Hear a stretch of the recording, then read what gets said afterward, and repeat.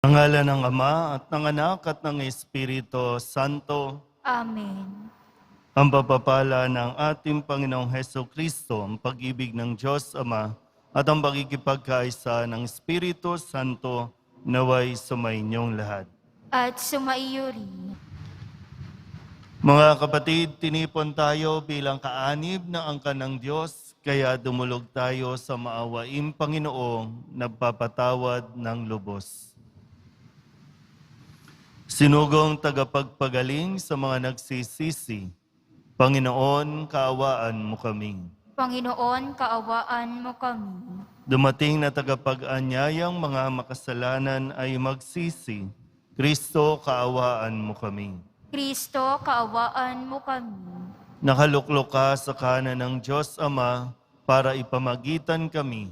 Panginoon, kaawaan mo kami. Panginoon, kaawaan mo kami. Kaawaan tayo na makapangyarihang Diyos, patawarin tayo sa ating mga kasalanan at patnubayan tayo sa buhay na walang hanggan. Amen. Manalangin tayo. Ama naming makapangyarihan, ang pagdalangin ni Santa Luciang dalaga at martir ay siya nawang tumangkilik sa amin upang ang pagdiriwang namin ngayon sa kapanganakan niya sa kalangitan ay siya ring aming makitang para sa amin kailanman sa pamamagitan ni Jesucristo kasama ng Espiritu Santo magpasawalang hanggan. Amen. Magsiupo na po ang lahat. Pagbasa mula sa aklat ng mga bilang. Noong mga araw na iyon, nakita ni Balaam ang kampo ng Israel, sama-sama bawat lipi. Nilukuban siya ng Espiritu ng Panginoon at siya'y nagpahayag. Ang pahayag ni Balaam na anak ni Beor, ang pahayag ng taong may malinaw na paningin. Ang salita na nakikinig sa salita ng Diyos, nang nakakikita sa pangitain buhat sa makapangyarihan, nang nabulagta sa lupa, gayon may nanatiling malinaw ang paningin. Anong ganda, O Jacob, ng iyong mga tolda? Kay inam, O Israel, ng iyong tirahan. Warig, kapatagang napakalawak, parang hardin sa baybay ng batis. Wari punong kahoy na mabango, itinanim ng Panginoon. Matataas na punong sedro sa tabi ng mga bukal.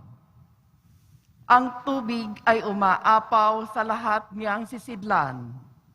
Kapangyarihan niya'y madarama sa lahat ng lugar.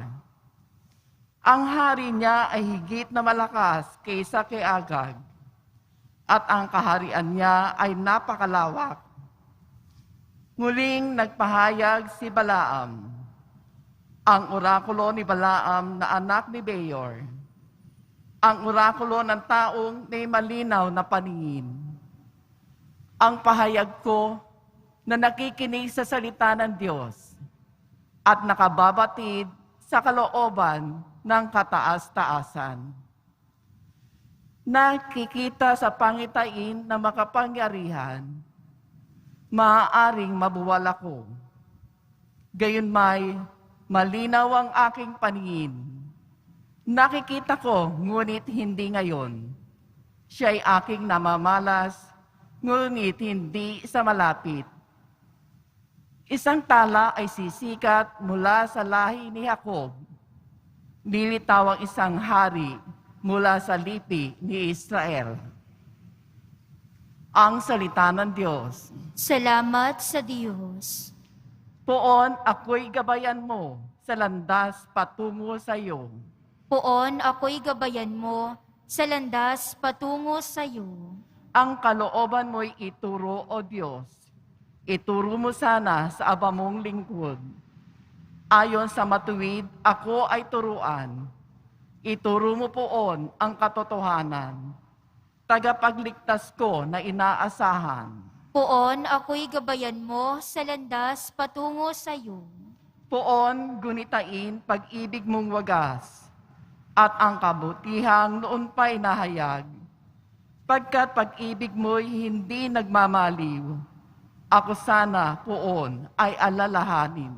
Poon, ako'y gabayan mo sa landas patungo sa iyo. Mabuti ang poon at makatarungan, ang mga salari, guro at patnubay. Sa mababang loob, siya yaong gabay at nagtuturo ng kanyang kalooban. Poon, ako'y gabayan mo sa landas patungo sa iyo. Magsitayo po ang lahat.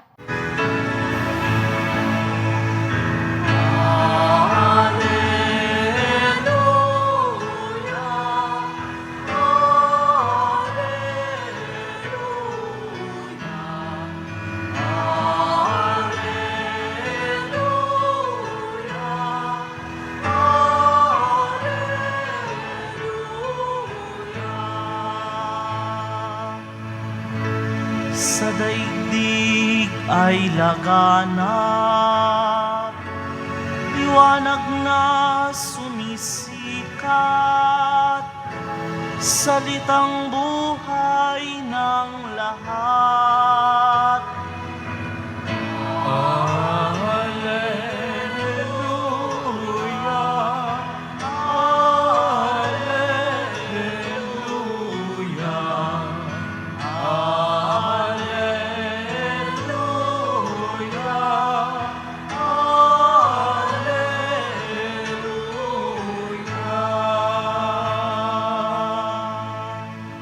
Sumainyo ang Panginoon. At sumaiyo rin. Ang mabuting balita ng Panginoon ayon kay San Mateo. Papuri sa iyo, Panginoon. Noong panahong iyon, pumasok si Jesus sa templo. Samantalang nagtuturo siya, lumapit sa kanya ang mga punong saserdote at ang matatanda ng bayan at siya'y tinanong, "Ano ang karapatan mong gumawa ng mga bagay na ito? Sino ang nagbigay sa iyo ng karapatang ito?" Sumagot si Jesus, "Tatanungin ko rin kayo. Kapag sinagot ninyo ako, saka ko naman sasabihin sa inyo kung ano ang karapatan kong gumawa ng mga bagay na ito. Kanino nagmula ang karapatan ni Juan upang magbinyag? Sa Diyos ba o sa tao?" At sila'y nag-usap-usap. Kung sabihin natin mula sa Diyos, sasabihin naman niya sa atin, bakit hindi ninyo siya pinaniwalaan? Ngunit kung sabihin natin mula sa tao, baka naman kung ano ang gawin sa atin ng bayan, sapagkat kinikilala ng lahat na si Juan ay isang propeta. Kaya't sumagot sila kay Jesus, "Hindi namin alam." Sinabi niya, "Hindi ko rin sasabihin sa inyo kung ano ang karapatan kong gumawa ng mga ginagawa ko." Ang mabuting balita ng Panginoon. Pinupuri ka namin, Panginoong Hesukristo. Magsiupo na po ang lahat. Isang magandang araw po sa inyong lahat. Tayo po ay nasa ikatlong linggo ng panahon ng pagdating o panahon ng Adbyento. At sa unang araw ng linggong ito, tayo po ay ginagabayan muli at tinuturuan ni Jesus kung paano ba tayo kikilos o yung attitude natin sa mga taong patuloy na kumi-question sa ating kakayanan o kaya naman sa ating mga ipinapahayag. Kung babalikan natin ng konti ang background po nito, di po ba't nagalit si Jesus nang siya ay pumasok sa templo dahil ginawang palengke yung templo, ang tahanan ng Diyos, kaya pinaalis niya lahat ng mga namamalit ng salapi, lahat ng mga nagtitinda doon. No? At syempre, merong mga taong nasagasaan, mga taong naapektuhan ang kanilang gawain o ginagawa, naapektuhan ang kanilang kita. Yan. So may mga nagre-react Kung kaya't ngayon, sa muling pagbabalik ni Jesus, nasa loob muli siya ng templo at ngayon nagtuturo. So ang tanong, anong karapatan niyang gawin ang mga ito? Meron ba siyang diploma? Meron ba siyang certificate na nag-aral siya, na tinuruan siya ng mga saserdote? Anong karapatan niya? Yun ang ibinabato kay Jesus. Dahil lamang may mga naapektuhan o nasagasaan. Pero ito yung pagkilos ni Jesus. Hindi niya sinagot kung ano yung karapatan niya dahil unang-una, wala rin namang karapatan yung mga ito para questionin siya. Nakukuha niyo po, no? Kaya nga, sabihin na natin medyo naging diretso si Jesus, sabi niya, hindi ko rin sasabihin sa inyo kung anong karapatan ko. Maganda po yung makita yung part na yan. No? Kasi minsan, may mga tao po na kahit anong paliwanag mo, hindi naman talaga nila tatanggapin. Di ba?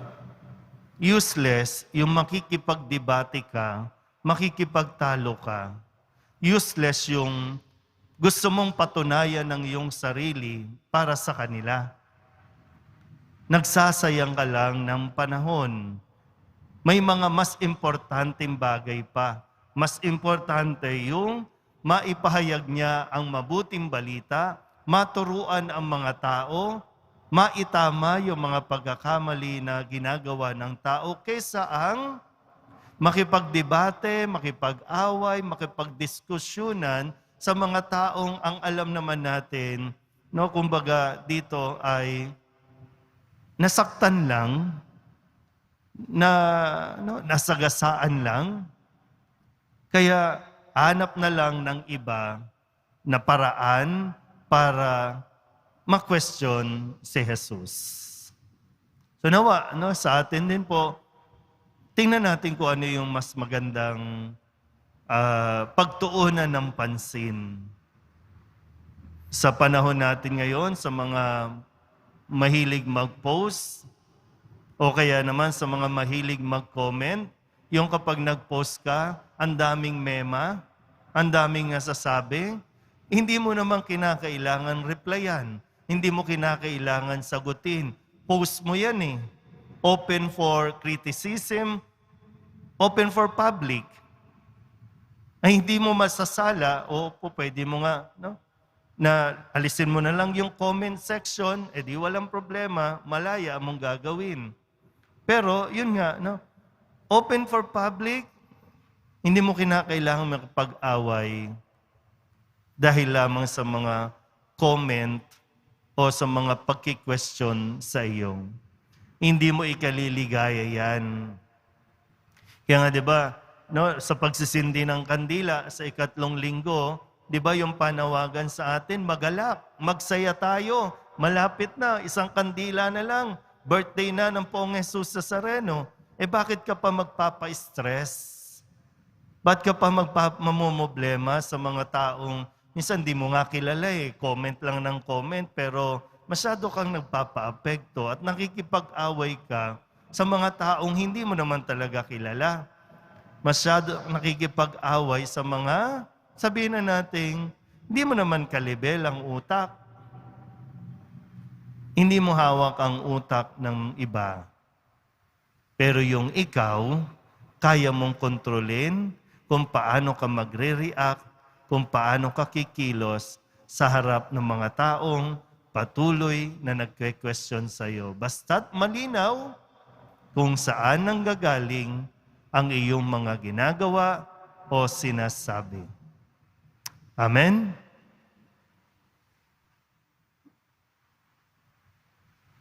Magsitayo po ang lahat. Minamahal ko mga kapatid, sa ating pananalangin, dumulog tayo ngayon sa Diyos Ama na siyang may lakas at kapangyarihan sa lahat ng mga bagay upang maibsan ang mga pasaning nagpapahirap sa atin. ang ating pong itutugon. Ama naming makapangyarihan, dinggin mo kami. Ama naming makapangyarihan, dinggin mo kami. Ang mga nanunungkulan sa simbahan, naway mapuspos ng kabutihang loob, pagpapakumbaba at pag-ibig. Manalangin tayo. Ama naming makapangyarihan, dinggin mo kami. Ang mga may kapangyarihan, daway magkaroon ng tamang gabay sa kanilang pagpapasya ng karunungang nakabatay sa pag-ibig, katarungan at katotohanan. Manalangin tayo. Ama naming makapangyarihan, dinggin mo kami. Ang mga magulang sa pamamagitan ng kanilang ginagampanang responsibilidad sa tahanan, naway higit na hangaring magmahal at mahalin, sa halip na magpairal ng pangingilag at takot. Manalangin tayo. Ama naming makapangyarihan, dinggin mo kami. Ang mga may sakit, naway makatagpo ng kagalingan at kaginhawahan ng loob sa pamamagitan ng salita ng Diyos at mga sakramento. Manalangin tayo. Ama naming makapangyarihan, dinggin mo kami. Ang mga yumao, naway matiwasay na makarating sa kanilang tahanan sa langit. Manalangin tayo. Ama naming makapangyarihan, dinggin mo kami. Idulog din natin sa Panginoon ang ating mga personal na kahilingan at mga panalangin para sa ating mga pamilya. Ganon din ang lahat ng mga misang pasasalamat, special na intensyon at mga kaluluwa na inihiling na ipagdasal sa misang ito.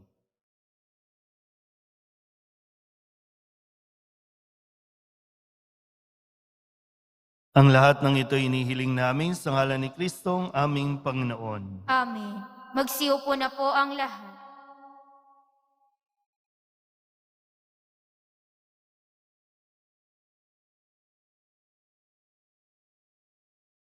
Alay namin sa iyong pagdating, kabutihan, pag-asa, mga pusong tapat.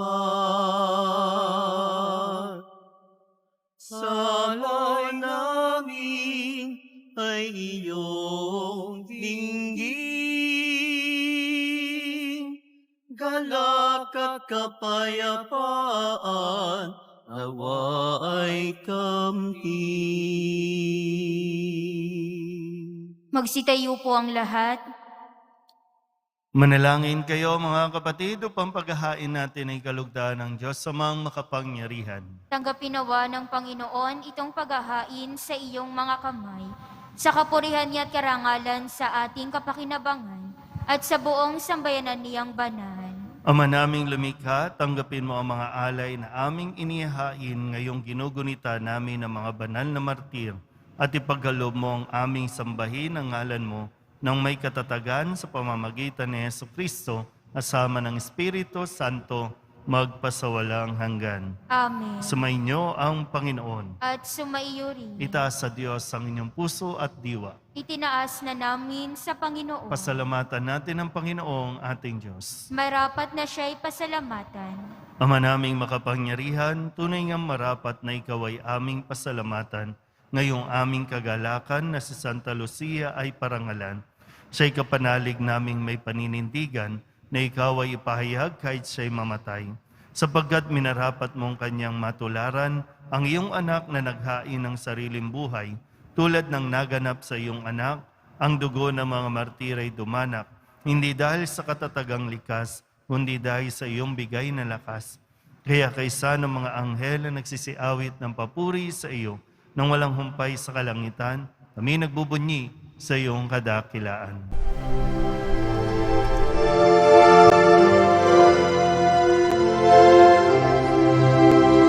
Santo, Santo, Santo, Panginoong Diyos makapangyarihan, napupuno ang langit at lupa ng kalwalhatian mo. Hosana sa kaitaasan. palang naparirito sa ngalan ng Panginoon. Hosana sa kaitaasan.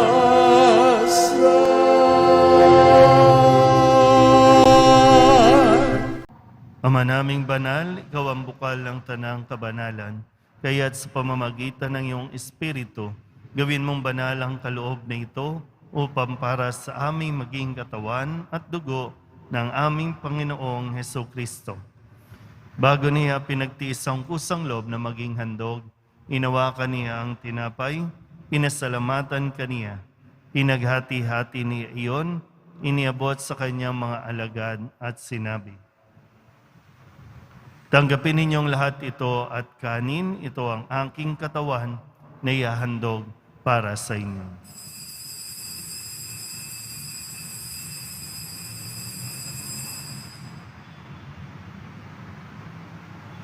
Gayun din naman nang matapos ang hapunan, hinawakan niya ang kalis, muli kaniyang pinasalamatan. Iniabot niya ang kalis sa kanyang mga alagad at sinabi, "Tanggapin ninyong lahat ito at inumin. Ito ang kalis ng aking dugo, ng bago at walang hanggang tipan. Ang aking dugo na ibubuhos para sa inyo at para sa lahat, sa ikapagpapatawad ng mga kasalanan. Gawin ninyo ito sa pag-alaala sa akin."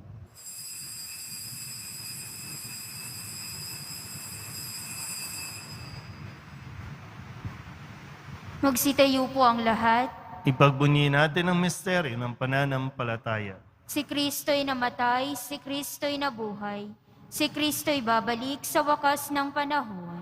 Ama, ginagawa namin ngayon ang pag-alaala sa pagkamatay at muling pagkabuhay ng iyong anak. Kaya tiniaalay namin sa iyo ang tinapay na nagbibigay buhay at ang kalis na nagkakaloob ng kaligtasan. Kami nagpapasalamat dahil kami iyong minarapat na tumayo sa harap mo para maglingkod sa iyo. Isinasamo namin kami magsasalo-salo sa katawan at dugo ni Kristo ay mabuklod sa pagkakaisa sa pamamagitan ng Espiritu Santo. Ama, lingapin mo ang iyong simbahang laganap sa buong daigdig. Huspusin mo kami sa pag-ibig, kaysa ni Leon na aming Papa at ni Jose na aming Obispo at ng Tanang Kaparian. Alalahanin mo rin ang mga kapatid naming nahimlay na may pag-asang sila'y muling mabubuhay, gayon din ang lahat ng mga pumanaw. Kawaan mo sila at patuloyin sa iyong kaliwanagan. Kawaan mo at pagintapating kaming lahat na makasalo sa iyong buhay na walang wakas.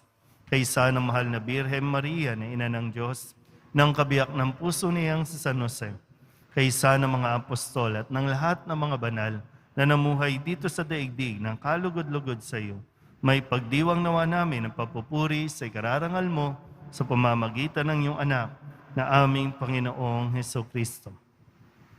Sa pamamagitan ni Kristo, kasama niya at sa Kanya, ang lahat ng parangal at papuri ay sa iyo, Diyos Amang makapangyarihan, kasama ng Espiritu Santo, magpasawalang hanggan.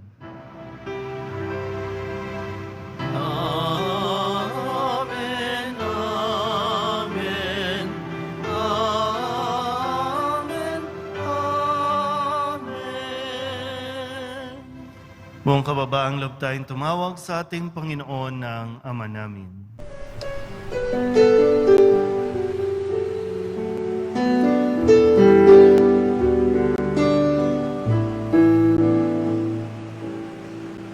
Ama namin, sumasalang ka, sambahin ang ngalan mo, mapasamin ang kaharian mo, sundin ang loob mo dito sa lupa para nang sa langit. Bigyan mo po kami ngayon ng aming kakanin sa araw.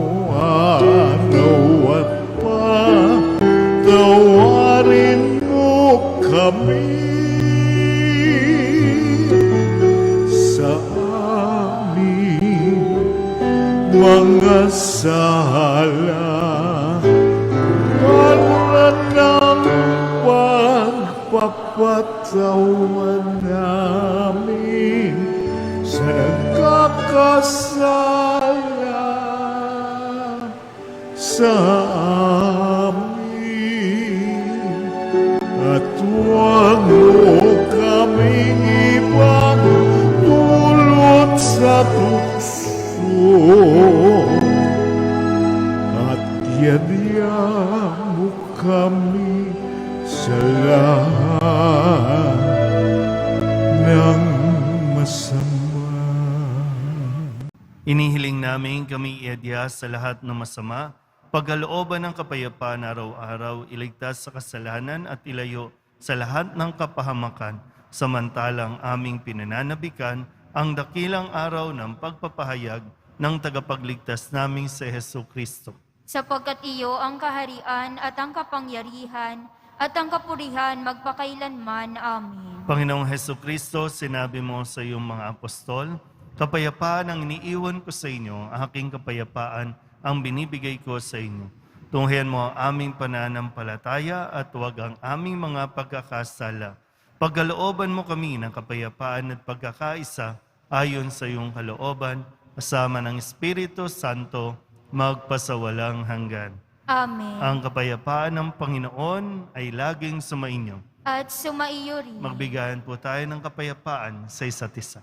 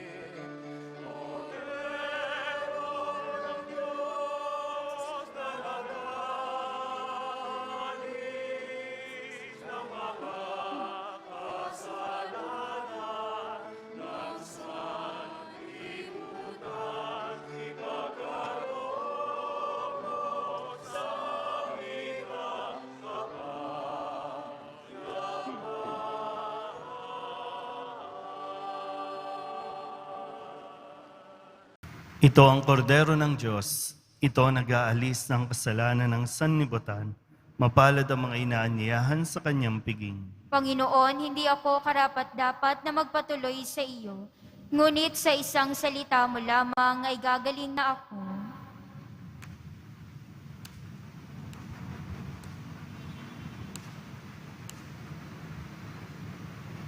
Katawan ni Kristo, Amen.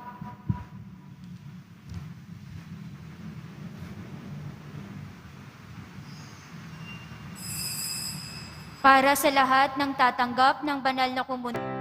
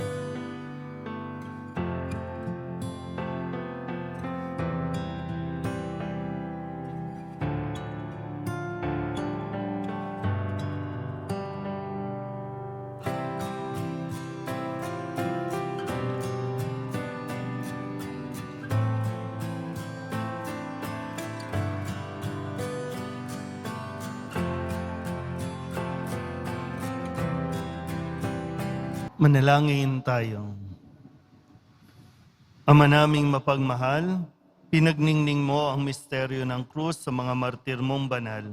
Ibagaloob mong kaming pinatatag ng banal na pakikinabang ay makapanatiling matapat kay Kristo sa pagmamalasakit sa tanan. Sa pamamagitan ni Jesucristo kasama ng Espiritu Santo, magpasawalang hanggan. Amen. Sumainyo ang Panginoon. At sumaiyo rin. Manalangin tayo para sa pagbabasbas. Pakitaas din po yung mga picture, mga imahe na ibinigay po sa inyo kanina. Mahal na po ang Jesus Nazareno, inihayag mo sa pamamagitan ng krus ang walang maliw na pag-ibig ng Diyos sa sangkatauhan. Pakinggan mo ang kahilingan ng iyong angkan na nagsusumamo sa iyo. Makamtanawa nila ang iyong katugunan at tanggapin ang kasagutan na may utang na loob na tinatanaw. Basbasan din po ninyo mga dala-dala nila mga imahin at dasalan. Sa pamamagitan ng bendisyon na ito, naway maalala nila ang mga pangako nila noon sa binyag na ikaw ang kanilang ibigin at paglilingkuran bilang Panginoon magpasawalang hanggan. Amen. At pagpalain kayo ng makapangyarihang Diyos, Ama at Anak at Espiritu Santo. Amen. Umayo kayong taglayang kapayapaan ng poong Jesus Nazareno. Salamat sa Diyos. Magandang araw po.